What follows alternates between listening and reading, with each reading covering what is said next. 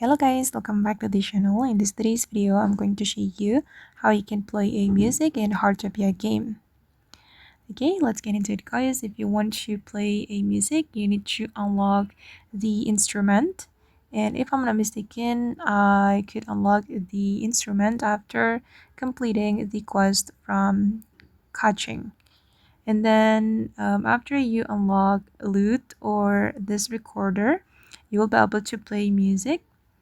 You can go to your bag or your inventory and then select the lute or the recorder, and I'm going to play the lute.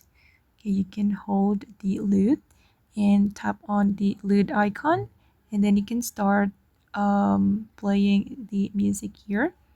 You can go to this menu to view the music score.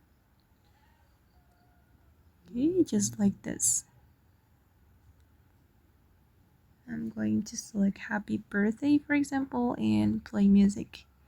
Okay, and then you can follow the note like this. Okay guys, and that's how you can play music in Heartopia game. I hope this video will be useful for you. Thank you so much for watching, and if you found this tutorial useful, don't forget to like, comment, share, and also subscribe to the channel. Bye!